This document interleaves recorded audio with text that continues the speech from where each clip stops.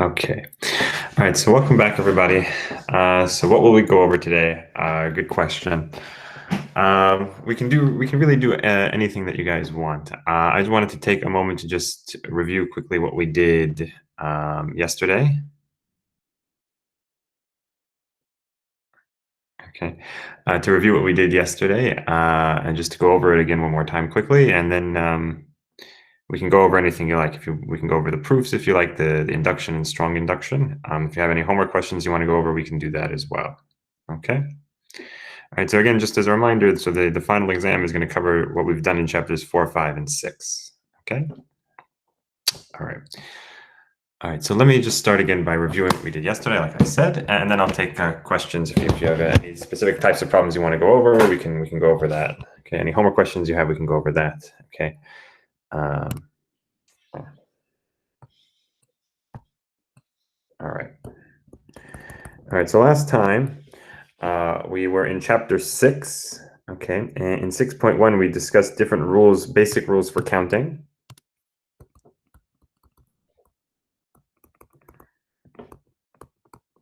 Okay. So we talked about the product rule.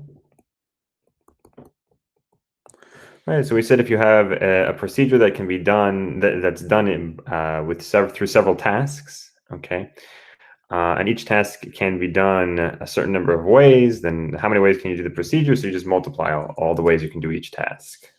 Okay. Then we have the sum rule, which said if you had one single task that can be done in one of a bunch of different ways, so how many ways can you do that task? You just add them all up. Okay. And then we also discussed the subtraction rule, also known as the principle of inclusion-exclusion. All right, which was basically a modified version of the sum rule. If you have a task and you have, let's say, two different ways, well, you have a task and you have n1 ways you could do the task or n2 ways you could do the task, and there's some overlap. So to get the total number of ways you could do it, you add them up and subtract the overlap so that you do not count the overlap or the intersection twice. All right. So those were the basic counting rules. And then we also discussed permutations. Okay. Remember, permutations is where order matters. All right. And the formula for the total number of R permutations you can make from a set with n distinct objects, P of n comma R, we said that was n factorial over n minus R factorial. And then combinations, we said combinations is where order does not matter.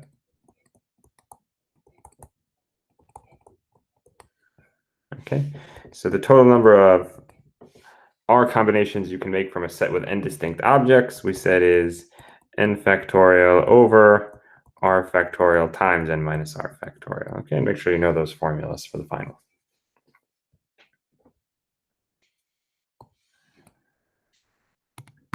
Okay.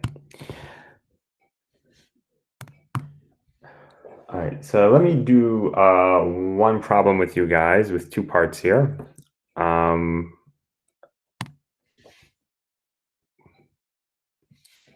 Let's try the following example here. Let's say a club has 25 members, all right? And this is from your homework.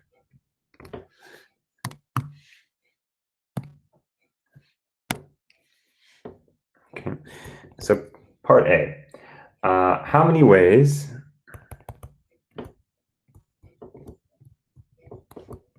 are there to choose 4 members of the club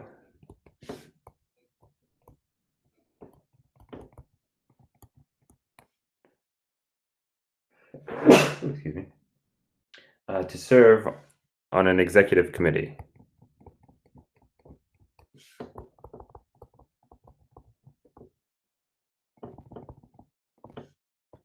That was part A.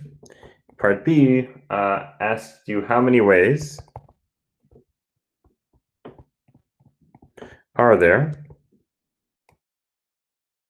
to choose a president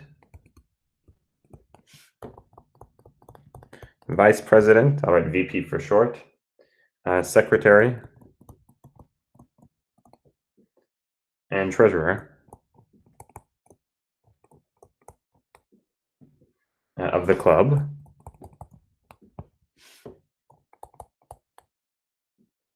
where no person can hold more than one office.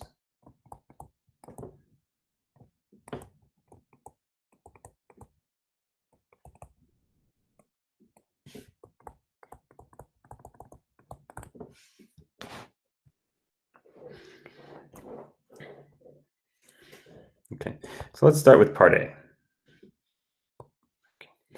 So part A, so the club has 25 members. Part A asks, how many ways are there to choose 4 members of the club to serve on an executive committee? So there's a total of 25 members, and we want to choose 4 of them to be on the committee. Okay, so in part A, is part A a permutation problem or a combination problem? Does order matter or does order not matter? Okay, so I'm picking 4 people to be on the committee. All right, I'm picking 4 people to be on the committee.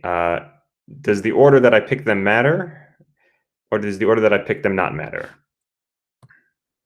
Okay, so one person says doesn't matter, one person says permutations, another person says doesn't matter. Okay, so you're right, the order does not matter. Okay, it just matters that they're on the committee. There's no order once they're on the committee. There's no first person, second person, third person. Okay, so if order doesn't matter, then that means it's a combination problem. I'm asking you, how many 4 combinations can I make out of 25 people?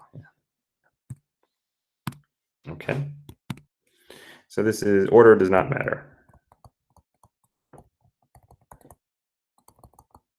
Okay, so that means this is a combinations problem. So this is asking you, how many 4 combinations can we make from a total of 25? Okay, so using the formula, that's going to be 25 factorial over 4 factorial times 25 minus 4 factorial, which is 25 factorial over 4 factorial. 25 minus 4 is 21 factorial, right? It's n factorial over r times n minus r factorial. Okay. So simplifying this, it's going to be on top 25 times 24 times 23 times 22. Everything from 21 and down is going to cancel with the 21 factorial on the bottom. So all that's going to be left on the bottom is 4 times 3 times 2 times 1. That's 4 factorial. Okay. Now 4 times 3 is 12. Times 2 is 24. So that 24 will cancel with that 24. So we're left with 25 times 23 times 22. Whatever that is equal to, I'm just going to leave it like that. Okay, so that's the answer to part A.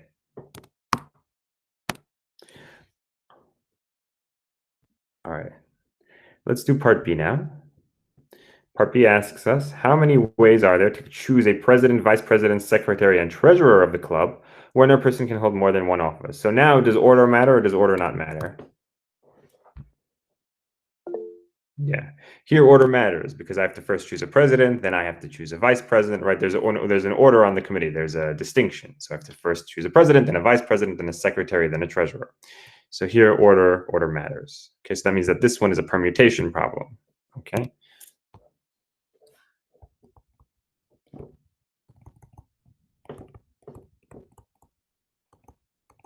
Okay, so if it's a permutation problem, that means I can either use the permutation formula or I could use the product rule. Let me just use the permutation formula. So how many ways can I arrange 4 objects in some order from a total group of 25 objects, right? How many ways can I make permutations from 4 out of 25 objects? Okay. So this is going to be, the formula is n factorial over n minus r factorial. So it's 25 factorial over 25 minus 4 factorial. 25 factorial over 21 factorial. So that's going to be 25 times 24 times 23 times 22, and everything from 21 and down will cancel. Okay. All right. So if I give you a problem like this on the test, let's say for example I give you something like this with 2 parts. Probably one of them will be permutations, one of them will be combinations. So how do you know which one is which? You have to try and figure out in which one does order matter, and in which one does the order not matter. Okay.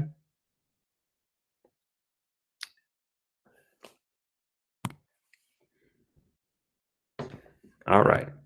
So any other questions on that?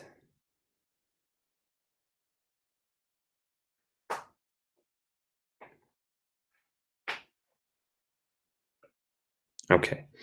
So if there's no other questions, let's maybe, do you guys want me to do a quick review of the topics that are going to be on the test?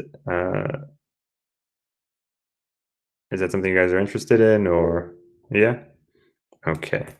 All right, so let's do that. And then if you have any specific topics you want to go over or any questions from the homework you want to go over, we can do that too. Okay? Yeah. Yeah, we'll go over proofs too.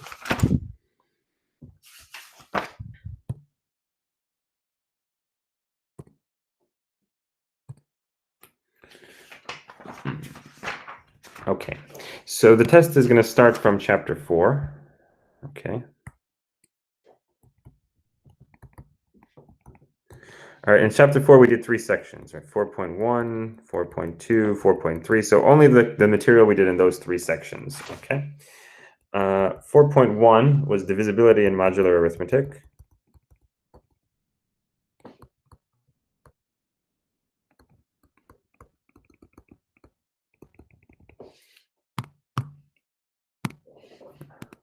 Okay. So know what it means for what divisibility means, right? Know what it means to say A divides B, or A does not divide B.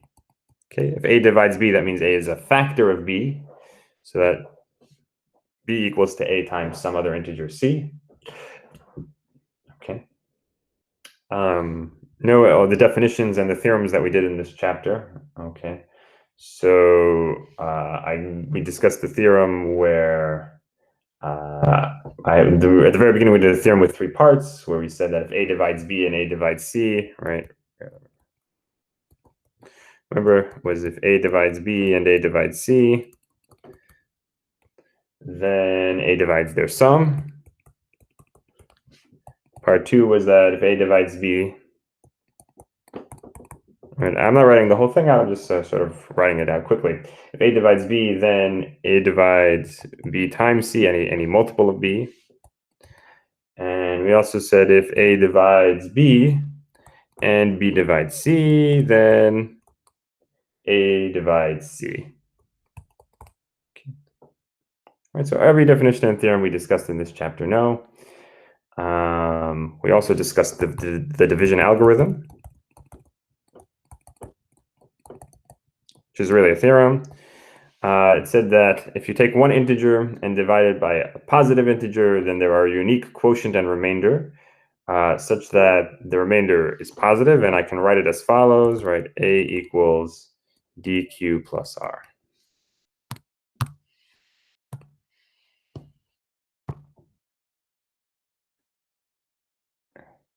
Okay. Is that all the theorems for divisibility? Well, that's there might have been another one, but that's basically the idea of it. Okay.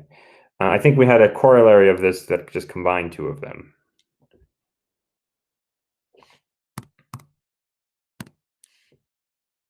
Okay.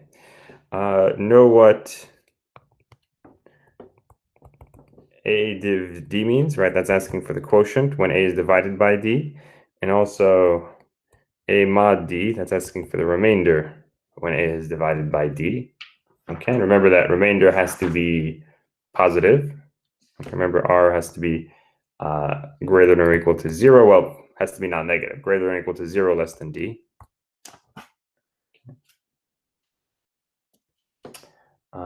Know what congruence modulo M is.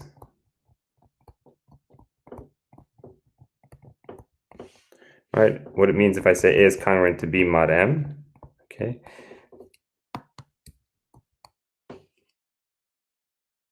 Right, that means that their difference is divisible by M, right?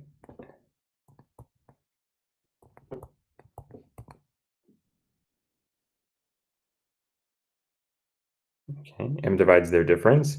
Or it also means that A and B have the same remainder when divided by M.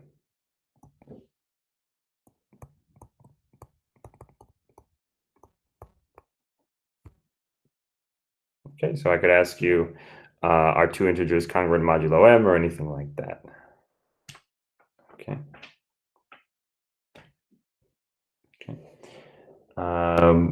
We also had a theorem where we added or multiplied congruences, right? So we had a theorem where we said A plus C is congruent to B plus C mod M. And right, that was if A is congruent. That was D. That should be D. So if so, we had a theorem that said if A is congruent to B mod M and C is congruent to D mod M, then their sum is congruent mod M, and so too is their product.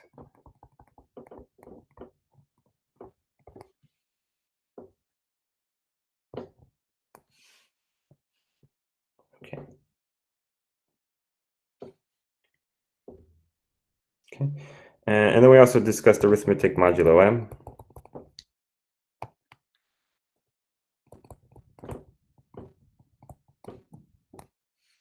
Right, so that's arithmetic on a set Z sub M. Okay. Remember, Z sub M is the set of integers from 0 to M minus 1. Okay, so we talked about A plus B on that set. We said that that's defined as A plus B mod M, so it's the remainder when A plus B is divided by M. And we also discussed the product. A times B from the set Z sub M, that's defined as the remainder when the product is divided by M. Okay, that's it for this chapter. Okay. I suggest also that you look over the homework questions, right? I might ask you questions that may be similar to some of the homework questions that you had. Okay.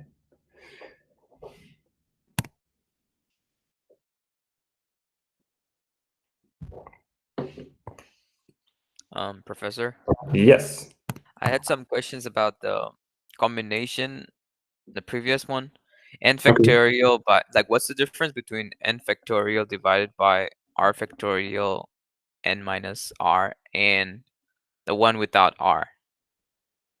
One is the formula for permutations and one is the formula for combinations, right? There's going to be less combinations than permutations just because by combinations order doesn't matter. So there's less choices, there's less options. Okay, so you're dividing by more, so you end up with less. Okay, yeah, I get it. Thank you. No problem. Okay. Any other questions?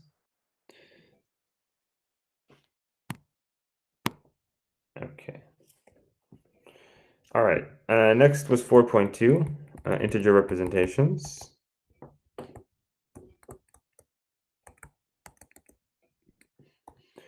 All right. So we discussed three different bases: base 2, binary; base 8, octal; and base 16, hexadecimal. Okay. So you need to know how to go from these bases to base 10. Right. Decimal. And from decimal to those bases. Okay. So to switch between all three of these bases and base 10, and to go from base 10 to all three of these bases. And we also had discussed how to go from base 2 to base 8 and base 16. So know how to do that. Go from 2 directly to base 8 and base 16, and from base 8 and base 16 to back to 2.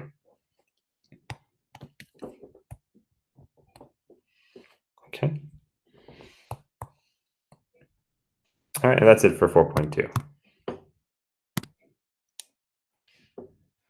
Okay, any questions on that?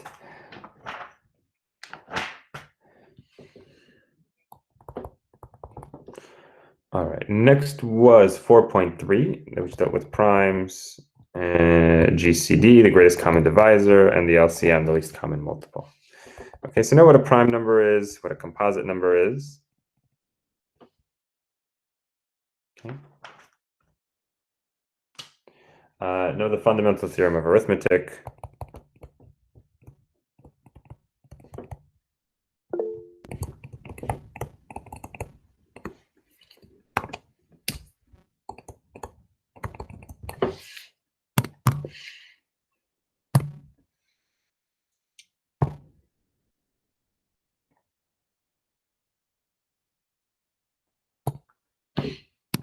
Okay, remember the fundamental theorem of arithmetic was basically just that every integer greater than 1 can be written as uniquely as a product of prime factors. Okay. All right, know what the GCD of A and B is. That's the greatest common divisor of A and B. And know how to calculate that using either the prime factorizations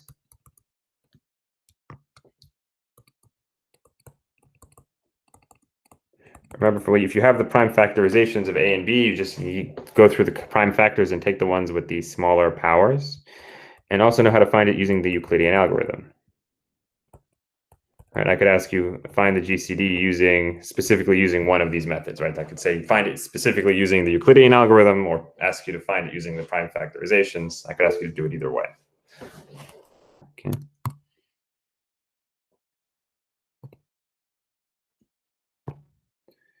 Oh, just know what a composite number is, right? It's a number that's not prime. It's an integer that has factors more than besides one in itself. Just know what it is.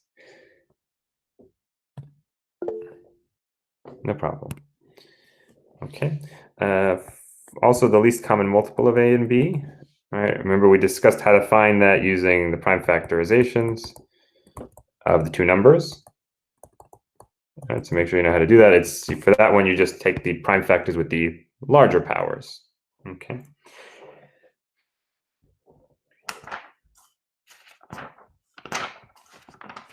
Okay, and then finally, we just had a theorem to finish off this chapter that said A times B, the product of A and B, is equal to the product of their greatest common divisor and their least common multiple.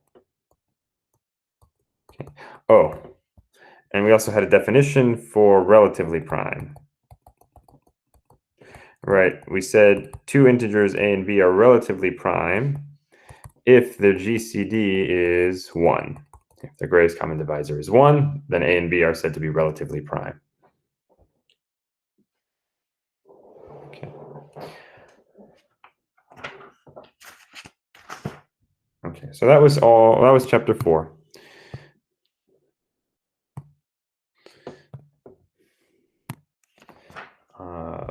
Any questions on chapter 4?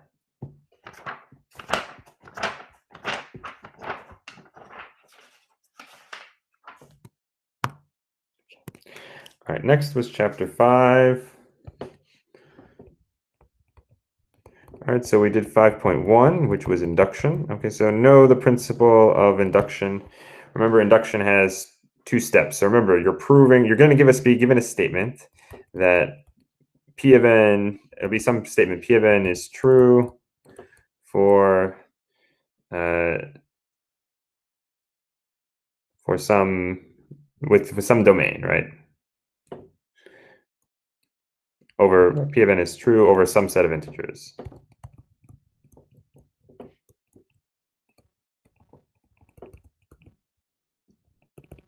But usually the set of positive integers, the set of non-negative integers, whatever, something like that. Okay. So remember, there's 2 steps. The basis step, you verify that P of n is true for the first case, for the smallest possible value of n. Okay, and step 2 is the inductive step. Right, remember the inductive step, you prove the conditional statement. If P of k, then P of k plus 1. Okay, those 2 steps together, if you can do both of those, prove that the statement is true.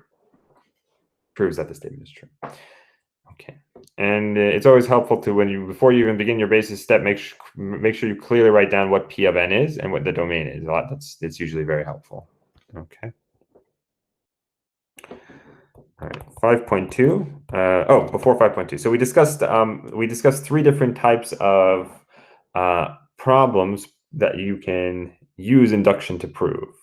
Okay, so we used induction for summation formulas.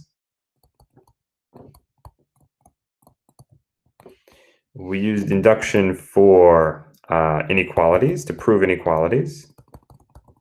And we also used induction to prove divisibility results.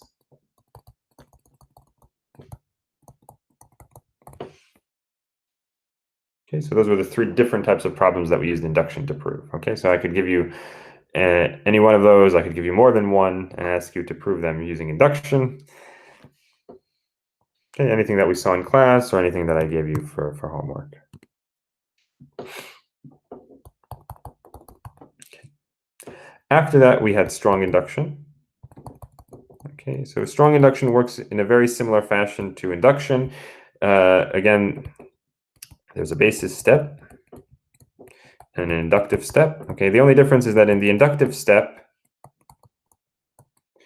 okay, you don't just assume that P of k is true, you assume that every case up to and including P of k is true, and use that to show that P of k plus 1 is true, right? So, for example, let's say you're given a problem that starts from P of 1 just by way of example. It doesn't have to start from 1, it can start from any integer. But if it does start from P of 1 in the inductive step, you assume P of 1 is true and P of 2 is true, and all the way up to P of k. And you use that to show that P of k plus 1 has to also be true when all the previous ones are true. Okay. So again, just saying that in a different way one more time, you show that P of k plus 1 has to be true when all the previous cases are true. Okay. We had a couple of examples of that. We also had a modified version of strong induction, where in the basis step, you had to show that the first several cases were true, right? Okay, so in the basis step, sometimes you need to show the first several cases are true. Okay, right. That was the example we had with the postage stamps.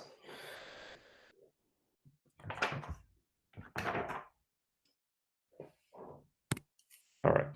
So that's strong induction. Okay. And then we have chapter 6, which we already sort of went over. How many cases should we show? Good question. All right. It really depends on the problem is the answer. So if you have an example like the one we did, all right, which an example with the stamps, right, where you were asked to show that you can make postage of 12 cents or more using just 4-cent and 5-cent stamps. Okay, so in that case, you go by the smallest denomination you're allowed to use. So if the smallest denomination you can use is a 4-cent stamp, then you have to show that the first 4 cases are true. If the smallest denomination you could use is a 7-cent stamp, you have to show the first 7 cases are true. Okay, so whichever is the smallest one you're allowed to use, that's how many cases you have to show are true.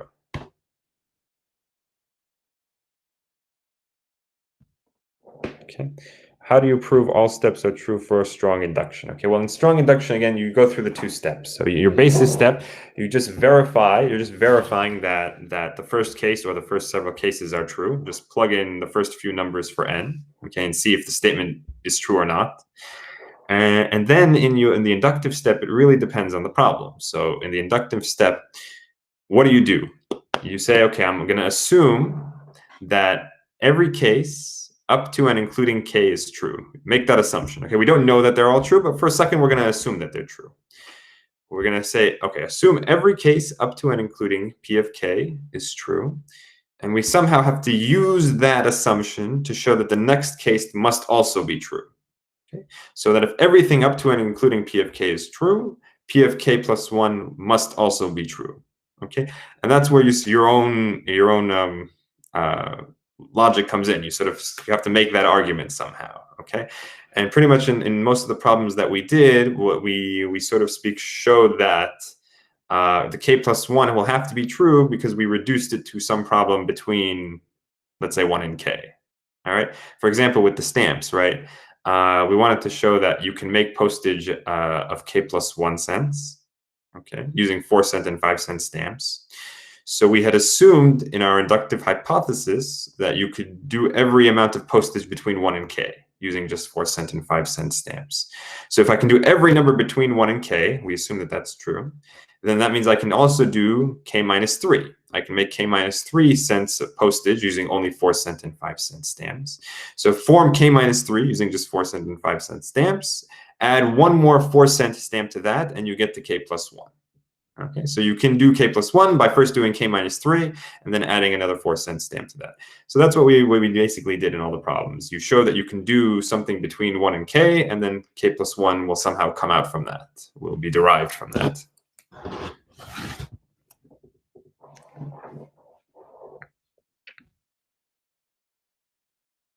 Okay. Any other questions on that? Okay, and then chapter 6 I won't go over. We basically went over chapter 6 at the beginning of class. Okay. Right, so chapter 6 is basically just the sum rule, the product rule, the subtraction rule, inclusion, exclusion, and permutations and combinations. Okay. All right. Any other general questions?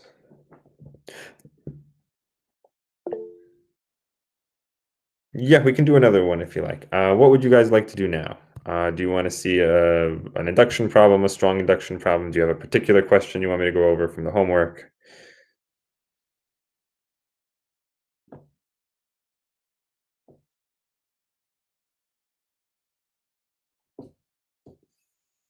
The coin? Oh, okay, fine. The strong induction problem that I was just... Okay, let's do another strong induction problem. Yeah, okay, let's go. Sure. So let's do induction and strong induction together. Fine. Let's start with a strong induction problem. Okay, and then we'll do some induction ones too, maybe. All right. Let me pick a problem here.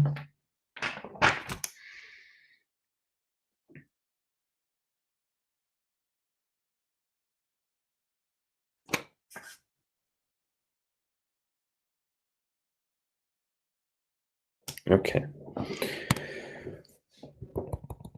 Okay, so let's do an example. This one is based on number 3 from your textbook, 5.2, number 3. 5.2. Okay. So basically, I'm not going to write down the problem exactly the way it's worded in the book, but the idea is as follows. Show that we can form postage of 8 cents or more can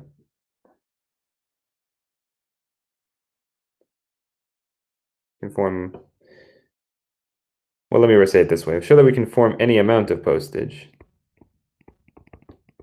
of 8 cents or more using just 3-cent stamps and 5-cent stamps.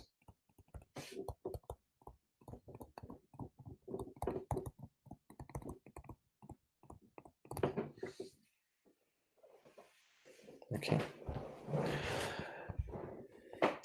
So what this is really, it's just a fancy way of saying that show that every integer 8 and above can be formed using combinations of 3s and 5s. Okay, so that I can make 8 using some combination of 3 and 5. I can get 9 using a combination of 3 and 5, 10, 11, 12, 13, 14. Okay, that's basically what we're saying. Right, and that's really called a linear combination. So I can get any integer 8 and up using some linear combination of 3 and 5. Okay, that would really be the correct term for it, but don't worry so much about that term. Okay, so first of all, let me write down what P of n is, the statement we want to prove. Okay, so P of n is the statement that we can form postage of n cents using just 3 and 5-cent stamps. Okay, what's the domain for n? N is any integer greater than or equal to 8. Okay, so I always write down first, just to make it clear to myself, what is the statement I want to prove? What is P of n? And what is the domain for n? Okay, then I move on to the basis step. Okay, so here we're going to, we need to use our modified version. We need to show that the first, how many cases do we have to show are true here? Yeah, you always need to be given the domain for this to make sense. Okay. Okay, so how many cases do I have to show are true in the basis step? The first 2, the first 3, the first 4, the first 5. Okay. It's not just the first one, okay? This is a modified version here, so it's not just the first one. If I give you a problem like this, nope, not the first 8 either. Yeah, the first 3, okay? So again, with this type of problem, you look at the problem. What type of stamps are you allowed to use? You're allowed to use a 3-cent stamp and a 5-cent stamp, okay? So whichever is the smaller of the two, in this case, it's the 3-cent stamp. That's the first number. That's how many cases you have to prove in the basis step. Okay, so you have to prove the first 3. Okay.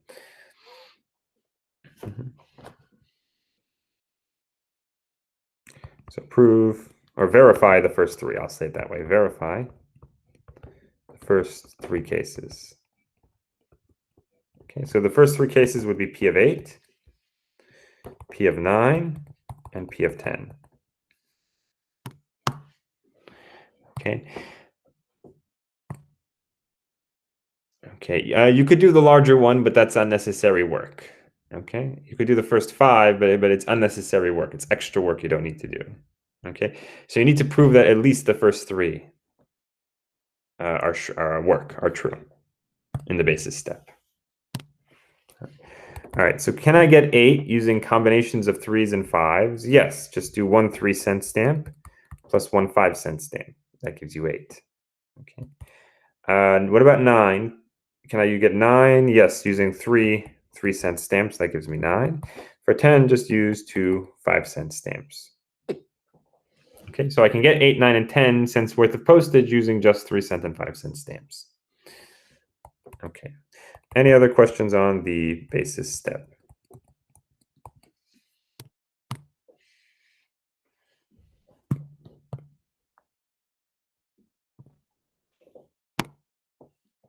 Okay. Inductive step now. Oh, we have a question. Let me take a look 1 second. Okay. How will you know when you have to verify multiple cases in the basis step? Well, if I give you a problem similar to this one that we did, basically, I won't give you something different. It'll be something more or less similar to this type of problem. Okay, so I would give you something like this with money, where I say show that you can form this amount, any amount of money, using just, let's say, this denomination and that denomination, something like that. So it'll be very similar to this problem. Okay. All right. So the inductive step. Okay. So again, we're starting from 8. Okay, not from 1. So in the inductive step, we have to prove the conditional statement P of 8 and dot dot dot all the way up to P of k implies P of k plus 1. We have to prove that conditional statement. So in our inductive hypothesis, we start by assume that P of 8 through P of k are all true. Okay, we're doing a direct proof. We assume that the hypothesis is true. So assume all these cases, P8, P9, P10, all the way up to P of k, are all true. Okay, so I'm going to assume that for every number between 8 and k, I can get that number by some combination of 3s and 5s. Okay. Okay, now we need to use this assumption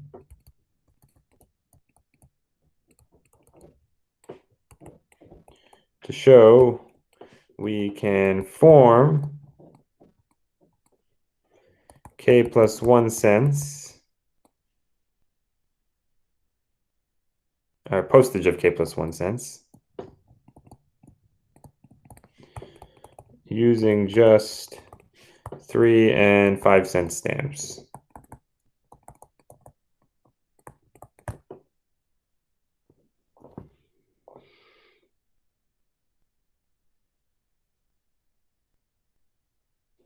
Okay.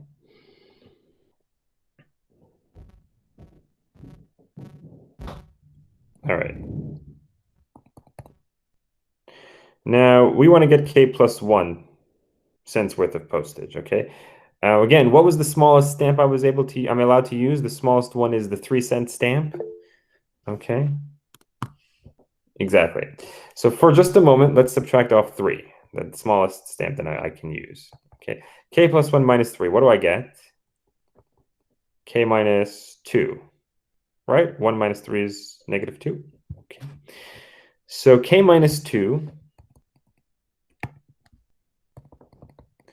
is going to be a number between 8 and K, all right?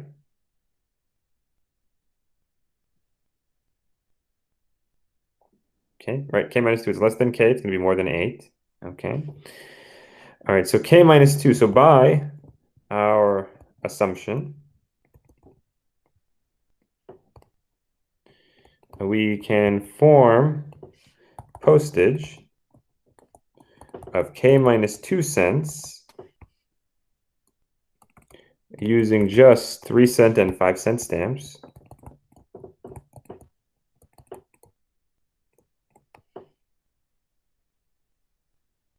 All right, and why? Again, because K minus 2 is a number between 8 and K, right? Because K minus 2 is between 8 and K. Okay, so K minus 2 is a number between 8 and K, and we had assumed that for every number between 8 and K, I can form postage of that number using just 3-cent and 5-cent stamps, okay? So how do I get K plus 1? So to get K plus 1, just add 1 3-cent stamp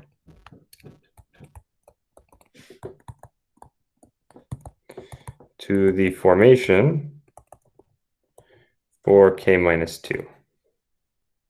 Okay, and that's it, you're done. So how do I get K plus 1? I add a bunch of 3-cent and 5-cent stamps till I get to K minus 2. How do I know I can do that? Well, that's my assumption. I assumed at the beginning that I could do that because K minus 2 is a number between 8 and K. So add a bunch of 3-cent and 5-cent stamps in some combination to get K minus 2. And then just add one more 3-cent stamp to that formation and you get to K plus 1. Okay, so as long as I can do every number between 8 and K, I can also do K plus 1. That's what I wanted to show. That's always what we want to show in strong induction. That is where we always want to show, as long as I can do every number between the starting point and K, I can also do K plus 1. So we now showed that we could do that. So the proof is done, and that's all you have to do, okay?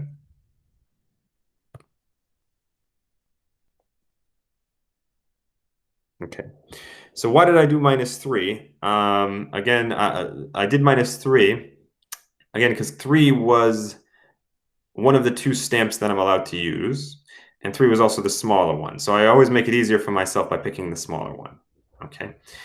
So again, if the way I explained it a minute ago, I wanted to show that I could do K minus 2. Okay, I can combine 3s and 5s to make K minus 2, whatever that number is, okay? How do I know that I can do K minus 2? How do I know that I can get to K minus 2 using just a bunch of 3s and 5s? That's my inductive hypothesis. I assumed that I could do that for every number between 8 and K. K minus 2 is a number between 8 and K. Okay, and once I can do K minus 2, I can now add a 3-cent stamp to that and get to K plus 1. All right.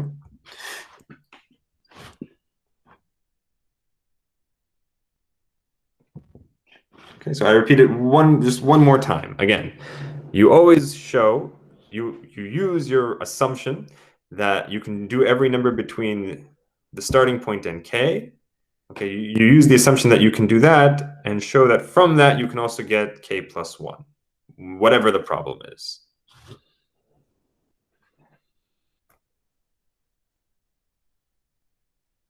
Okay, and then again, this combined with the basis step shows that the statement is true for all integers greater than or equal to 8.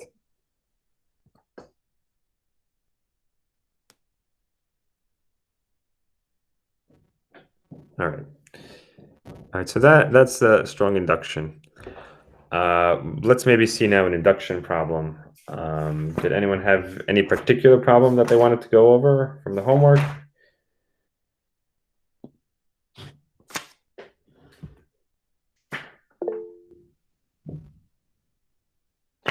Question 5. Oh, and 5.2. So what you do in that case,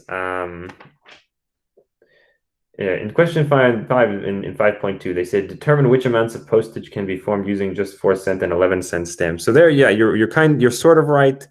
They didn't give you a domain there, but you can figure it out yourself. What you're going to do is you're going to start from, I guess, well, since you can only use 4-cent stamps, I guess you start from 4. And you check, can I do 4? Can I do 5? Can I do 6? Can I do 7? Okay, you're going to check every integer starting from 4 until you find 4 consecutive ones in a row. Okay, you need 4 consecutive ones in a row. Okay, so let me quickly go over that. Okay. Give me 1 second here. So this is number 5 and 4.2, 5.2. 1 second.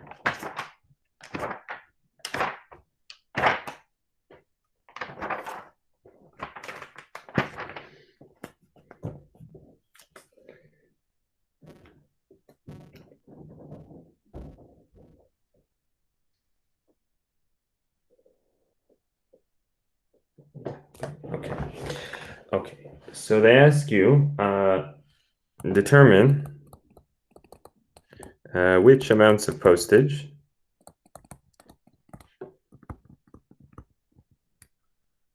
can be formed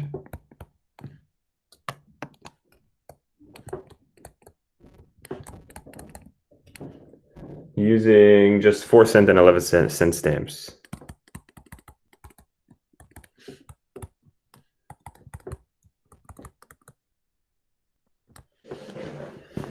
Okay, so this one, they didn't really give you the domain. You have to figure it out. Okay, so again, the smallest one you're allowed to use is the 4-cent stamp. So what we're going to do is we're going to look for 4 consecutive numbers that we can get. Okay, so if I have postage of 4 cents, let's start with that. Can I form 4 cents using 4-cent and 11-cent stamps? Yes, just use one 4-cent stamp. What about 5? Can I do 5? No, I can't do 5. Okay. Can I do 6? No. Can I do 7? No. Can I do 8? Yes, just 2 4-cent stamps. 9? No. 10? No. I can do 11. Right, one 11-cent stamp. I can do 12. Right, just do 3 4-cent stamps. Okay. Can I do 13?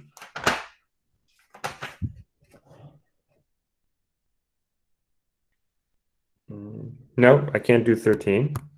Okay. Can I do 14? The answer is no. I can do 15. Right? 15, that's just a one 11-cent stamp and one 4-cent stamp. I can do 16. That's 4 4-cent stamps.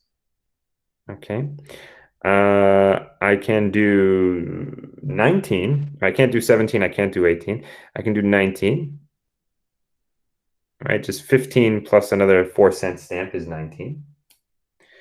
I can do 20. That's 5 4-cent stamps. 21 I can't do. 22 I could do. That's 2 11-cent stamps. 23, yeah. If I can do 19, I can also do 23. Right, just add one more 4-cent stamp to 19. You get 23. 24, that's 6 4-cent stamps. 25 I can't do. 26 I can do. Just add one more 4-cent stamp to 22, so I can get 26. 27, can I do 27? Can I make 27 out of 4s and 11s? What do you guys say? Yeah. How do I know? Well, I can do 23. 23, however, I got 23, add one more 4-cent stamp, and I get 27. Can I do 28?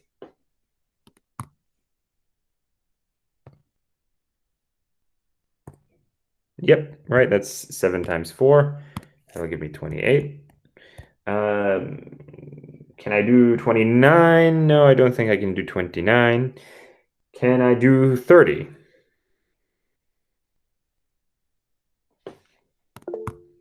Yep, can do 30. Just add 4 to 26, so you get 30. Can I do 31?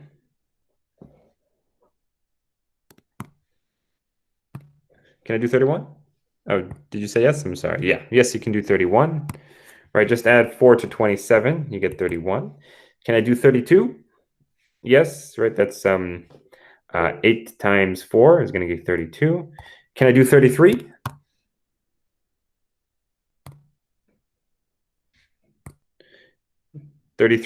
Yeah, you can, right? What's 3 times 11? 3 times 11 is 33, right? Yeah. Okay. So at this point, I have 4 consecutive numbers, 4 consecutive integers. Okay. So that means I can form all of these numbers up to 28, and I can also do everything from 30 and above. So we can do everything from 30 and up.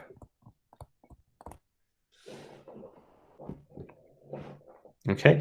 Once I get 4 consecutive ones, why 4 consecutive ones? Because 4 cents is the smallest denomination I can use. That's the smallest one I'm allowed to use. Okay. Okay. So now to get every other number above that, I just have to add multiples of 4 to 30, 31, 32, and 33, and I can get any integer. Okay, so that gives you your domain. That means my starting point is 30, and then from 30 and up, I can do everything.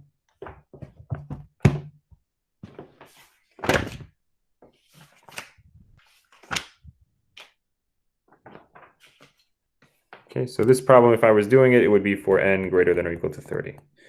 That's where I would start from. Okay. Any other questions? Let's see. Can I get my head around why does a valid argument need to be a tautology?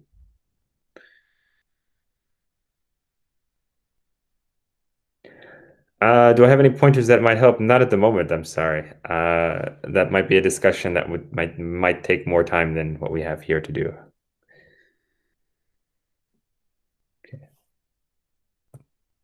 Okay.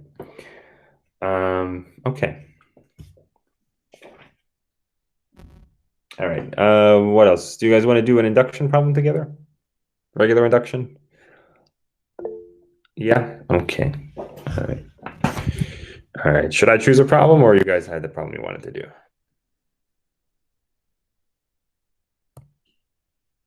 Yeah. All right. I'll choose something. Let me take a look here. 1 second.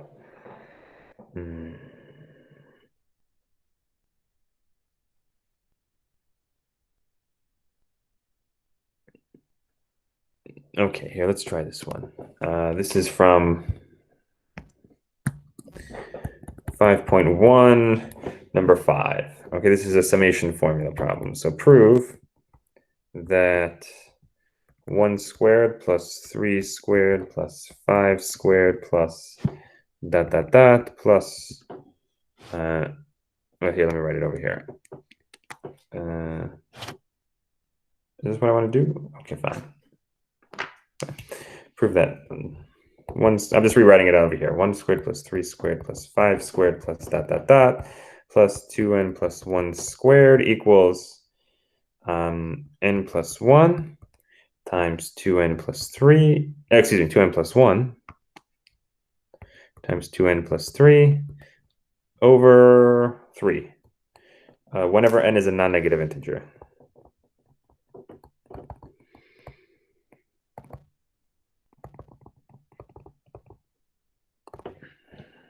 Okay, so we're proving a summation formula here using induction. So this equation is our P of n. That's P of n.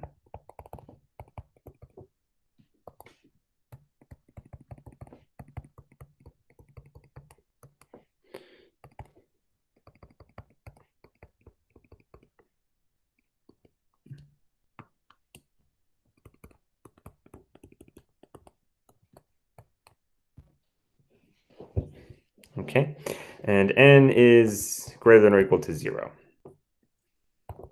So basis step. Okay, we need to verify the first case is true. The first case here would be P of 0. Right, we're starting at 0. So that's the statement that what? Okay. Well, let's do the right-hand side first, since that's a little easier. So I'm plugging in 0 for n. So I'm going to have 0 plus 1 times 2 times 0 plus 1 times 2 times 0 plus 3 over 3. That's going to be on the right-hand side. On the left-hand side, what do I have? Okay, if n is 0, okay, the 2n plus 1 tells me what each term is going to look like, right? So if I plug in 0 for n, I get 2 times 0 plus 1, which is 1 squared. So that means all I've got on the left-hand side is 1 squared, is the first term. Okay, 1 squared. Right, with the summation formulas, when you're verifying the first case, remember on the left-hand side, you're always just going to have the first term. Okay, so it's just 1 squared. It's always just the first term on the left-hand side. Okay, so if this summation formula is true, then 1 squared should equal, the left-hand side should equal to the right-hand side. So 1 should equal to 1 times 1 times 3 over 3. That's 3 over 3, which is 1. So it works out. Okay, the first case works. Let's move on to the inductive step.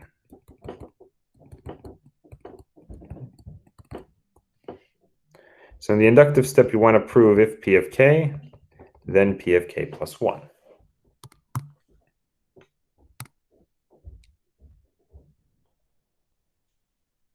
Okay.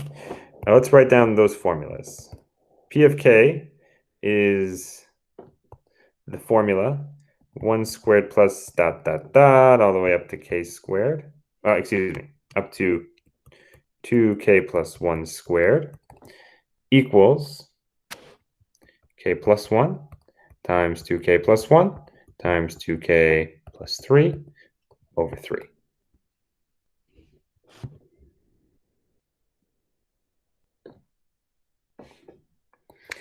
What's P of k plus 1? That's going to be 1 squared plus dot dot dot plus, okay, let me leave a little space there, plus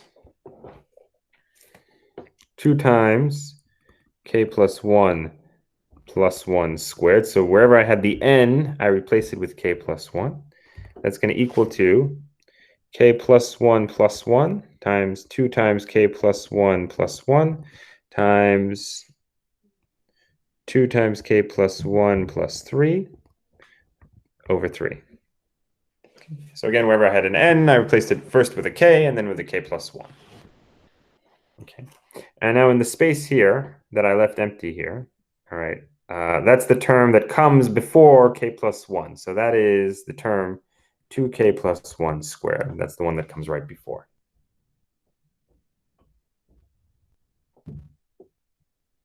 Okay, so we're going to assume P of k is true.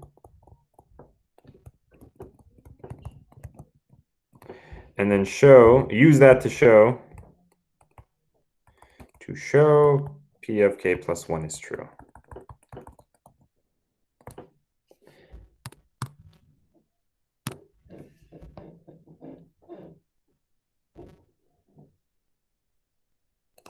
Okay, so I start with P of k.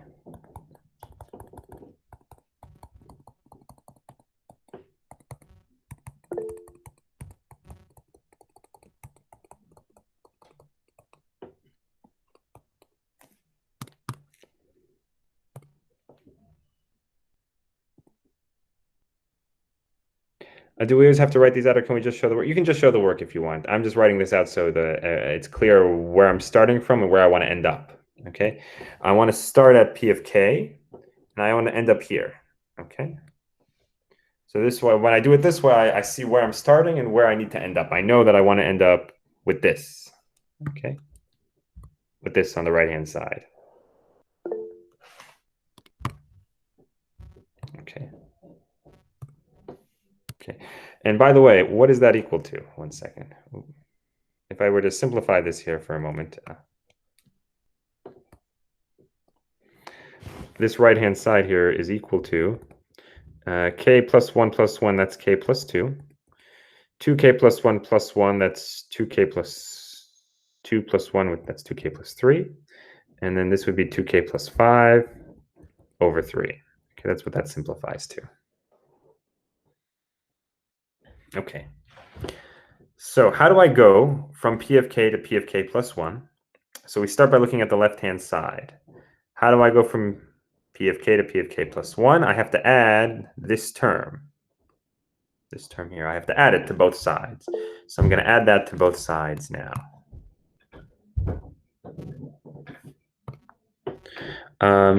Question here, should we leave the right-hand side alone after doing that and work only on the left-hand side? No, what I'm going to do is I'm going to add, as you'll see, I'm going to add this term, the last term here, the k plus 1 term, to both sides, and then the left-hand side I'm going to leave alone and work on the right-hand side. Okay, and hopefully the right-hand side will end up with what I want it to be. Okay. All right, so I'm going to add 2 times k plus 1 squared to both sides. Okay, I get 1 plus dot plus, so now on the left-hand side, I end at 2 times k plus 1 squared, which is 2k plus 3. I'm just going to write it as 2k plus 3 squared, equals k plus 1 times 2k plus 1 times 2k plus 3 over 3, plus 2k plus 3 squared. Right. 2k plus 1 is the same as 2k plus 3. Right, that's the same as that. Okay. So now the left-hand side is the same as the P of k plus 1 formula. I just have to get the right-hand side to be that. Okay. So to combine these, they're going to have a common denominator. So I'm going to write this as k plus 1 times 2k plus 1 times 2k plus 3 over 3 plus 3 2k plus 3 squared. Okay, so what I'm doing is I'm multiplying this over here by 3 over 3, and then I'm adding it. Okay, so once it's two fractions with a common denominator, I can add it.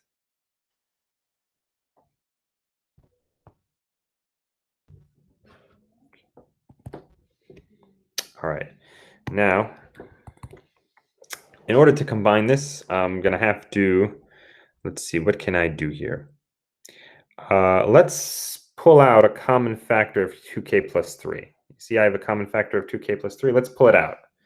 If I do that, I'm going to need to do some algebraic manipulation here. So let's pull that out. I'm left with k plus 1 times 2k plus 1 plus 3 times 2k plus 3 over 3.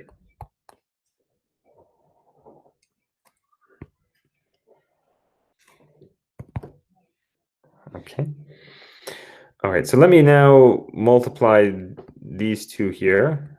And also, let me do the 3 too, maybe. Okay, so that's 2k plus 3 times k times 2k, that's 2k squared, plus k plus 2k, that's plus 3k, plus 1, plus 3 times 2k is 6k, plus 3 times 3 is 9, over 3. Okay, so that becomes 2k plus 3 times 2k squared plus 9k plus 10 over 3. Okay. All right, now let me scroll back for a moment here. I just want to see what P of k plus 1 was. K plus 2, 2k plus 5, okay. All right, so I have here 2k plus 3. Okay, now 2k squared plus 9k plus 10, I can factor that. I can factor it into, well, 2k, I can factor it into 2k plus 5, k plus 2. All right, do you see that? All right, this 2k times k is 2k squared. 2k times 2 would be 4k, plus 5 times k, so that's 4k plus 5k is 9k. 5 times 2 would be 10. So I factored that into that, and that is the same as P of k plus 1, right? This is P of k plus 1. Okay, right, and let me scroll back again just so that you can see, right? It's a little out of order, but it's k plus 2 times 2k plus 3 times 2k plus 5 over 3. And if I scroll back here, that's what I needed. I needed to get this. K plus 2 times 2k plus 3 times 2k plus 5 over 3. So I got it. So we're done. Okay. All right, I showed I can get p of k plus 1 from p of k, so I'm finished.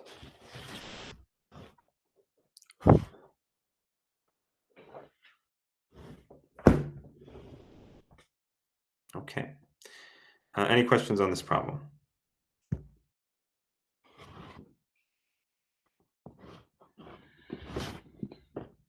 All right.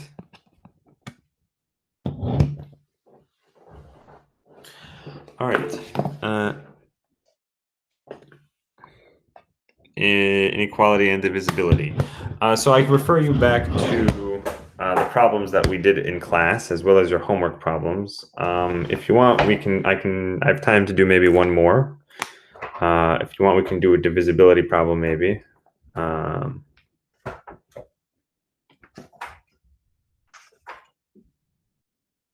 Okay.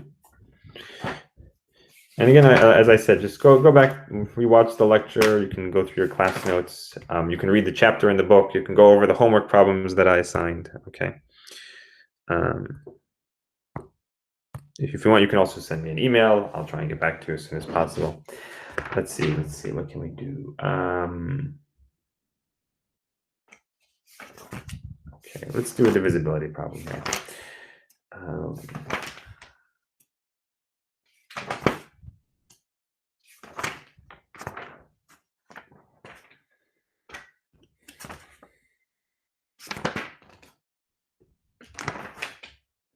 Okay. Let's try this one.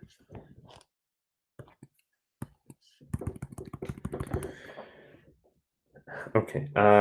Prove that 7 to the n plus 2 plus 8 to the 2n plus 1 is divisible by 57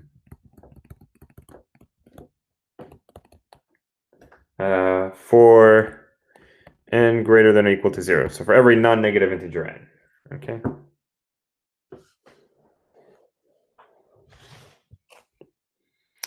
Okay, so we want to show 57 divides 7 to the n plus 2 plus 8 to the 2n plus 1. That's our p of n. Okay, n greater than or equal to 0.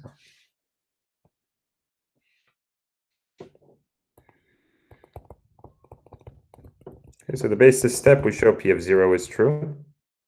What's p of 0? P of 0 would be when n is 0. So we want to show that 57 divides 7 to the 0 plus 2 plus 8 to the 2 times 0 plus 1. So we want to show 57 divides 7 squared plus 8. I'm going to put in parentheses. 7 squared is 49 plus 8. 49 plus 8 is 57. So that's saying 57 divides 57, which is true, right? 57 does divide 57. Okay. So it works in the first case when n is 0.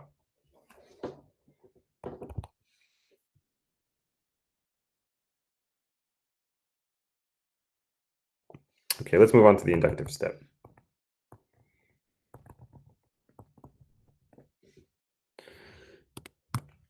Okay.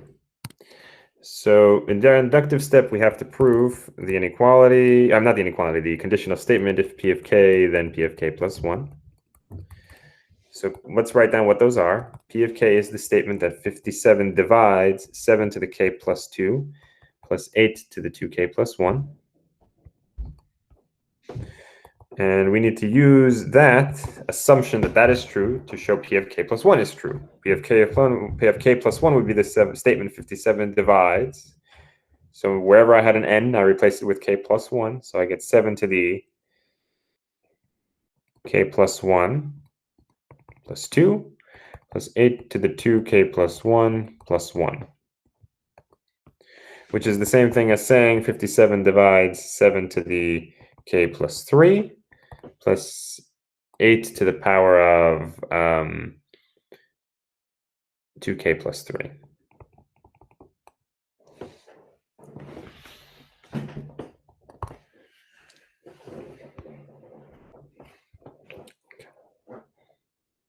Okay, so we're going to assume p of k is true.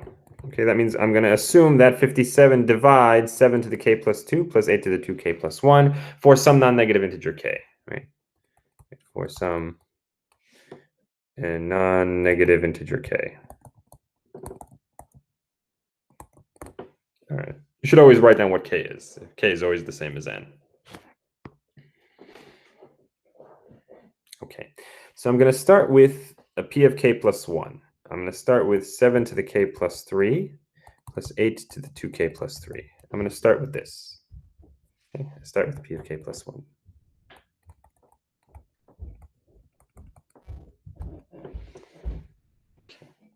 I want to show that this is divisible by 57. That's my goal. Show that this is divisible by 57 using the fact that p of k is true, that 57 divides that. 7 divides this, okay? All right. So the first thing I'm going to do is, okay, I want to get from p of k plus 1, I want to somehow use p of k. So notice in the p of k statement, I have a power of k plus 2, okay, and a power of 2k plus 1. Here I've got a power of k plus 3 and a power of 2k plus 3. So I want to make my powers look like those powers, like the powers from p of k. So what I'm going to do is this is equal to, I'm going to pull down some powers, okay? So I'm going to rewrite this as, okay, 7 times 7 to the k plus 2 plus 8 squared times 8 to the 2k plus 1. Okay, so I'm just using the rules of exponents here, okay? So this is equal to this. Yeah. Okay, now 8 squared is just 64. Okay. All right. So what I'm going to do now is the following. Okay. Now you see I've got here 64 times 8 to the 2k plus 1. I'm going to rewrite this as 7 times 7 to the k plus 2 plus. Now 64, I can break up 64 into 57 plus what? 64 I can break up into 57 plus what? 57 plus what is 64?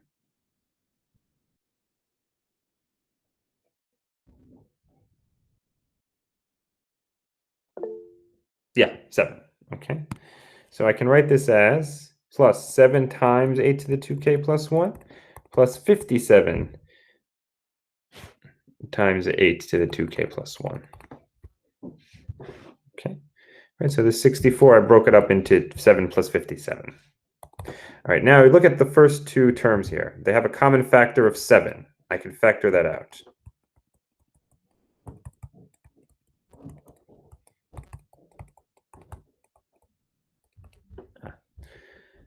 Okay.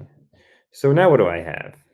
Here I have something that's divisible by 57. How do I know that this is divisible by 57? That was my inductive hypothesis. 7 to the k plus 2 plus 8 to the 2k plus 1 is divisible by 57. So divisible by 57 by the inductive hypothesis. That was our initial assumption. Right? That's p of k in there. This here is also divisible by 57 because it has a factor of 57.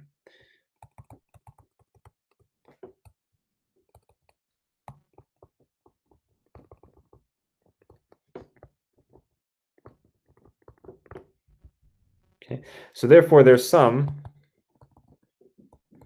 is also divisible by 57. So we're done. We showed that p of k plus 1 is true.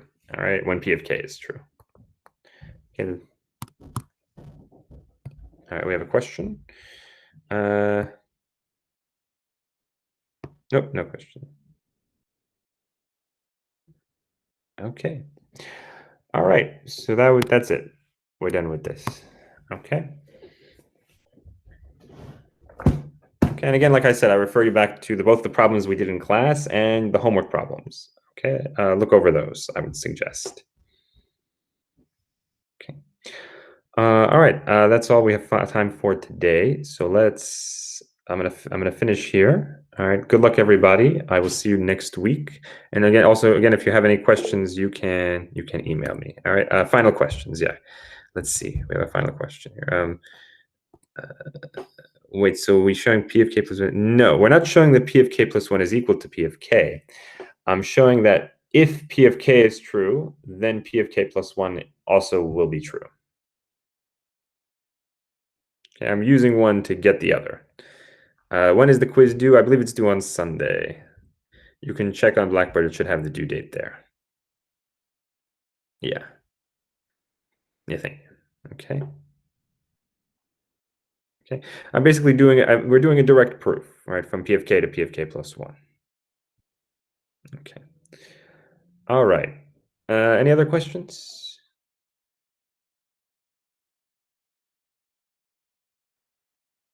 All right. All right, then take care, everybody. I will see everybody next week. Good luck. All right. Take care. Thanks, everybody who came in.